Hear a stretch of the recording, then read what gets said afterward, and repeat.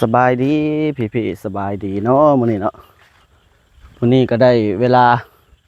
เนาะหลังจากที่ไปใส่เบ็ดใส่มองหลายมื้อก็มื้อนี้ก็มาเลาะเบิ่งนาเนาะพี่น้องเนาะมาเลาะเบิ่งนามื้อนี้นี่ก็กำลังงามเนาะมื้อนี้2-3มื้อแล้วที่ฮ้อนเนาะก็คือจะเบิ่งนาเพื่อนๆเนาะนี่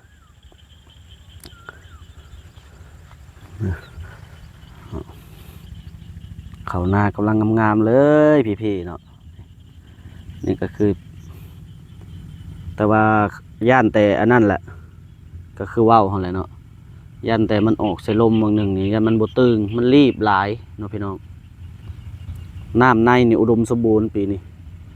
ย่านแต่บ่อุดมสมบูรณ์น้ำออกใส่ลมบางหนึ่งนี่แหละ2-3 มื้อหลังฮะ3-4 มื้อหลังฮะเนาะลมไปเนาะเพื่อนๆพามาอัปเดตนาข้าวเนาะพี่พามาเบิ่งทุ่งนามื้อนี้ก็ดีก็ถือว่ายายลักมองเบิดแล้วเนาะกำลังสิได้เกี่ยวแล้วก็คือสิเดือน4นี่ก็เบิดเดือน4นี่ก็เกี่ยมแล้วเนาะเดือน4สกุลออกมานี่ก็ดีเนาะพี่ๆเนาะโอ้โหกำลังเอาน้ำลงนาเลยยังเอาน้ำใส่อยู่เนาะน้ำหากมาปล่อยน้ำลงอยู่บ่อึดน้ำในอ่ะเนาะพี่ๆเนาะจะพาลงไปเลาะเบิ่งทางด้านลุ่มเนาะทางนาอันนั้นเฮานาเขาดำตัวชัวทางอยู่ทามพุทธอยู่ลุ่มพุทธเนาะงามสำใดโอ้ตัวนี้ก็เนาะก็ถือว่ายังเข่าฝายนี่แค่มันอุดมสมบูรณ์ปีนี้นี่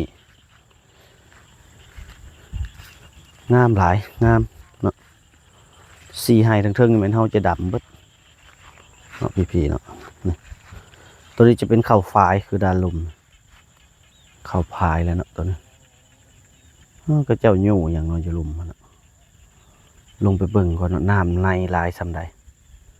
อยู่ลุมเนาะพี่น้องเห็นบ่นกฮะนกย่างขาวเนาะพี่ๆเนาะนั่นเนาะทั้งสองตนเลยฮะเดี๋ยววันนั้นสิซูมให้เบิ่งเนาะพี่ๆนี่จะเป็นนกย่างขาว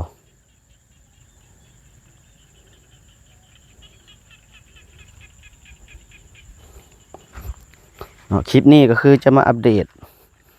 นาข้าวเนาะออกมาเบิ่งนาข้าวเนาะวันนี้ก็ดีหลังจากที่เฮาใส่ปุ๋ยใช่ยังเรียบร้อยแล้วก็ยังอีกบ่ดนดอกเนาะ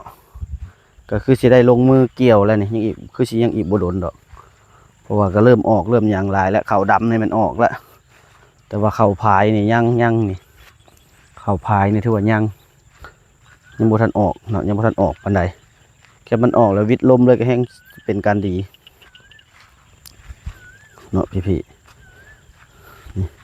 หายใหญ่นี่เต็กโอ้ไปแล้วพี่เอ้ยไปแล้วนกไปแล้วพวก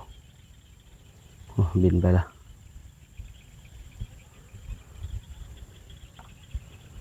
ไปแล้วอ๋อนกเป็ดก็มีอีกพี่พวกนกเป็ดก็มี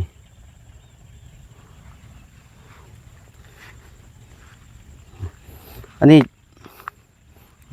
ตัวที่มันออกแล้วนี่มันจะเป็นก้าเนาะพี่เนาะตาก้าตัวที่ว่าเขาปะไว้เห็ดไว้ว่าดำน้ำนี่ออกแล้วสุดนี่ออกลายละ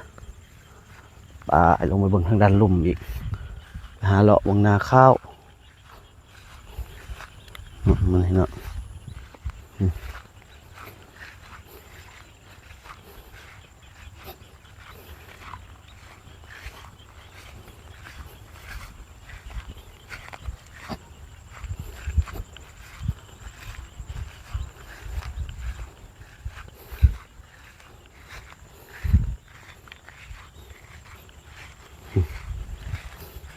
นกย่างไปเบิดเลย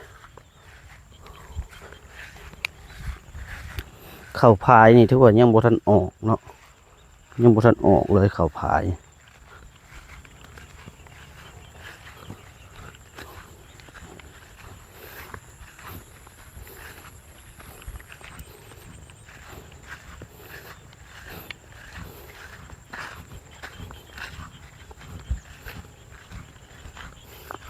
แต่ละให้ก็ยังบ่ทันออกข้าวพายแต่ข้าวดำเฮานี่ติเนาะพี่ๆเนาะทางลุ่มข้าวดำเฮาอยู่ทางด้านลุ่มนี่แม่นจะก้มแล้วก็บ่จัก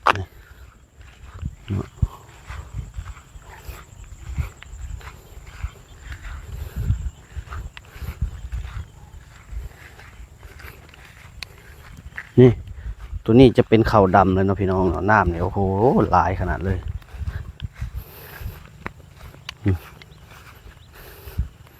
ตัวข้าวดำเขานะทุกคน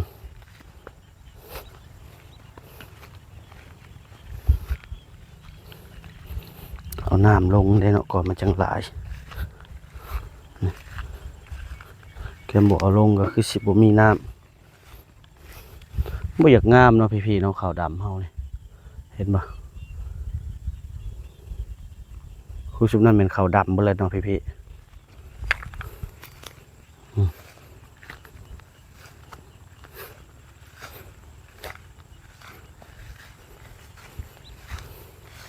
พามาเลาะเบิ่งสะก่อนมื้อนี้หลายมื้อแล้วบ่ได้ออกมาเนาะบ่ได้ออกมาเลาะเบิ่งทั้งข้าวแล้วก็ทั้งสวนยางบ่ได้ออกมาเลย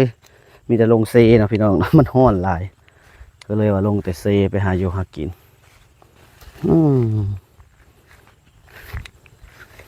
ข้าวดำนี่บ่อยากงามปานใดเนาะพี่ๆเนาะนี่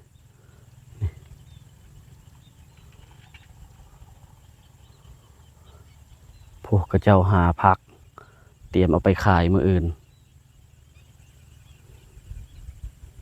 เนาะนี่ลมกะถือว่าออกคือกันแล้วข้าวดำก็ดีเนาะออกเบิดละแต่ว่าแต่ว่าสิก้มบ่เท่านั้นแหละเพราะว่ามันออกใส่ก็มันก็คือกับตัวอยู่เทิงเลยเนาะพี่น้องเนาะ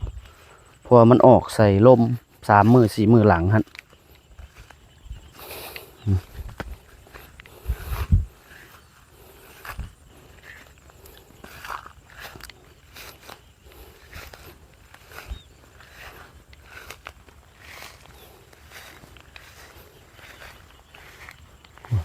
พี่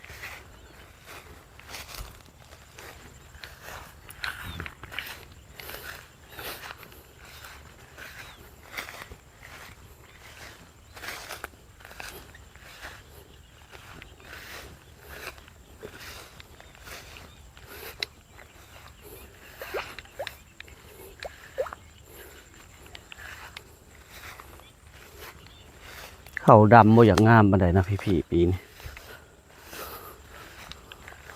ข้าวดำนี่ถือว่าบ่อยากงามปานใด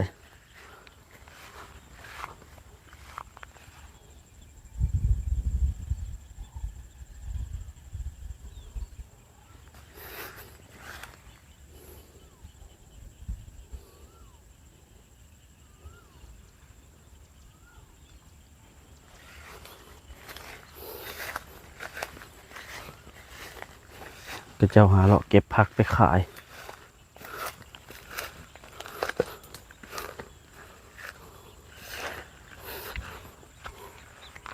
โอ้น้ำอยู่ลุมก็บ่ได้หลายนะว่าสิมาใส่เบ็ดแต่แก่นบ่มีน้ำเลยทั้งลุม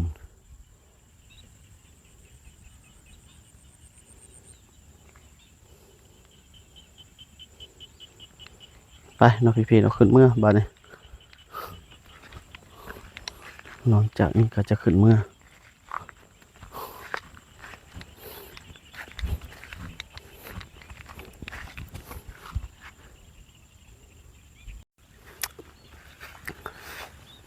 ก็คือสิยังบ่ดนเนาะพี่ๆเนาะก็บ่เกินใกล้ๆวันที่14-15เดือนหน้าแถวๆสงกรานต์นี่ก็คือสิได้บ่ายแล้วนี่คือสิได้เกี่ยวแล้วแหละบ่เกินนั่นหรอกคือสิได้เกี่ยวเพราะว่ามันตัวนี้เป็นข้าวดำแล้วมันสุกเหลืองจนเบิดเลยนี่พี่น้องก็บ่เกินน่าจะ เบิดเดือนนี้เดือนหน้ามาวันที่10ปลายนี่ก็เริ่มแล้วนี่เริ่มสุกเหลืองเต็มเฮ้อแล้วเลยนี่แต่ละปีก็เพราะว่าเขาจะเกี่ยวในช่วงนั้นเนาะมารอรุ่นนำกันว่ามันสิเต็มเม็ดเต็มหน่วยหรือว่า ออกใส่ลมบางหนึ่งนี่โอ้ยย่านจะเสียหายอะไรเนาะเพราะว่ามันเม็ดมันบ่ตึงเม็ดมันรีบมันหลายก่อนตายขึ้นเมื่อบัดนี้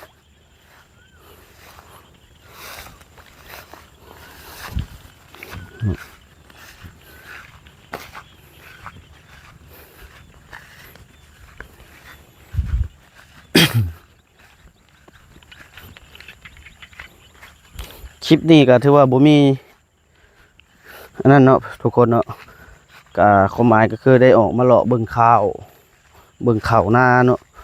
บ่ได้ออกมาหลายเติบโดนเติบก็มาเลาะเบิ่งมีแต่ป่าแหละเพิ่นออกมาเอาน้ำเอาในก็ดีเนาะก็คลิปนี้ก็ถือว่าบ่มีหยังหลายก็มาฮอดนี้ก็ขอสิ้นสุดเนาะคลิปเนาะเพื่อนๆเนาะก็ขอขอบใจเนาะสำหรับการรับชมเจ้าสบายดี